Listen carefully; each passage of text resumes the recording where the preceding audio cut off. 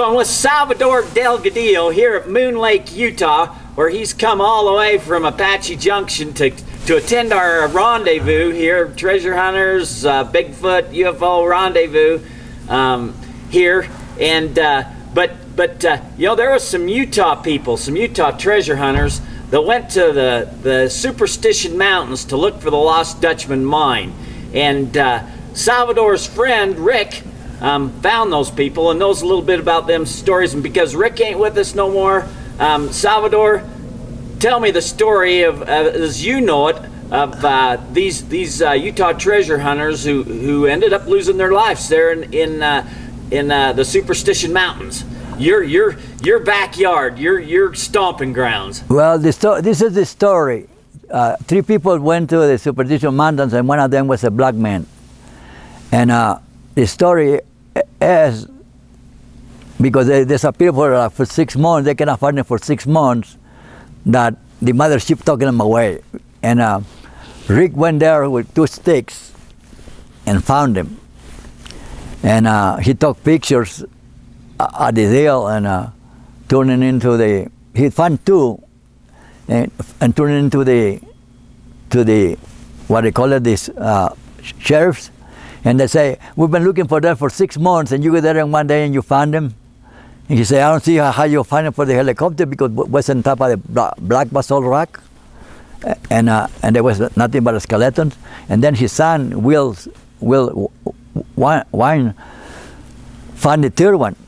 And the story, according to the Superstition Mountain rescue, they died by natural causes, but Rick claimed that one of them had one of the chest bones protruding.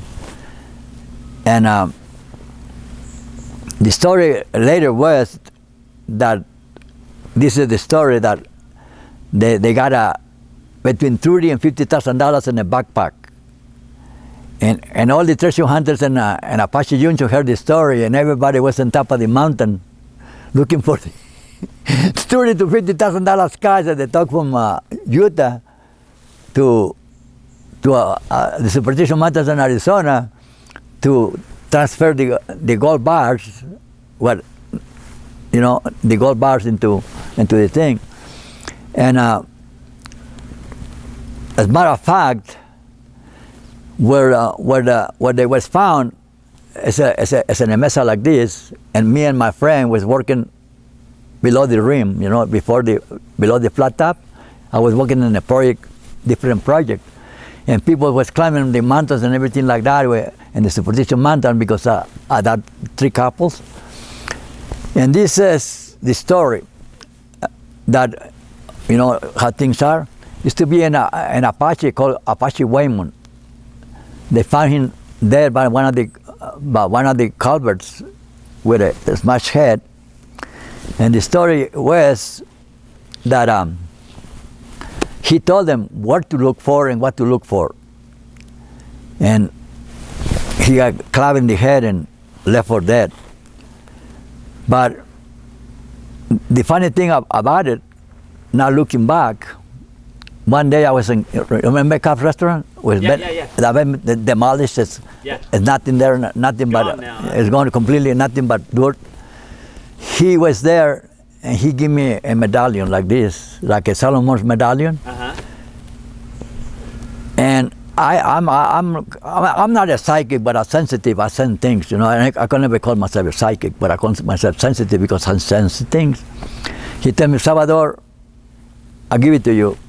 And I had the feeling that he's gonna die. Oh, really?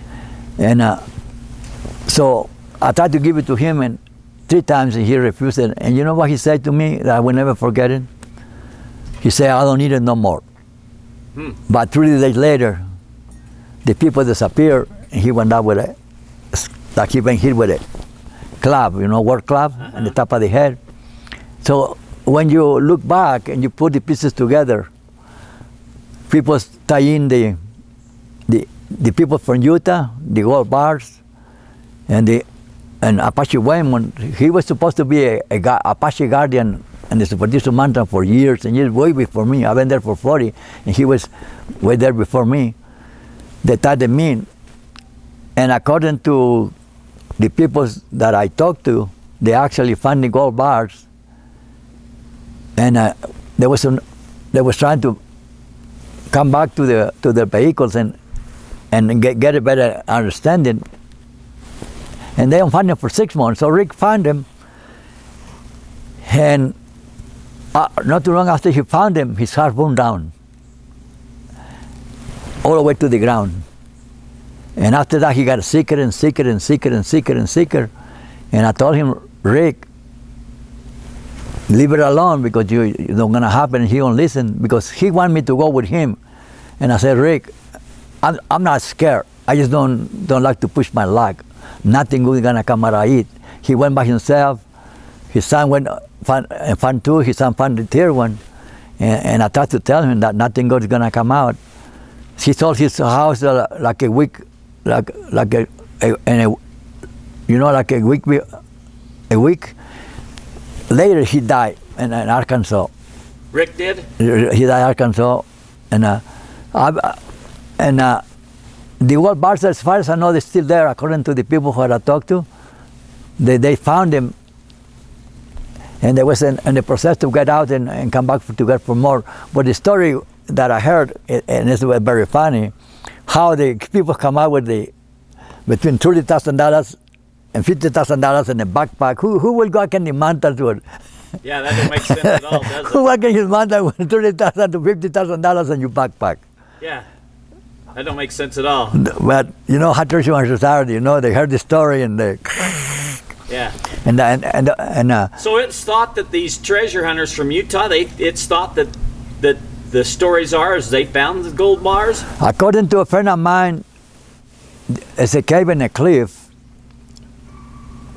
where the gold bars are actually there.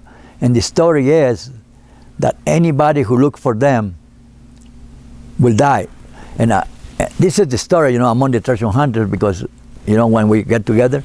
And part of the deal, which don't make no sense either, you don't much understand to me, is that with 3 or 4 Indians and white men, part of the group who did it.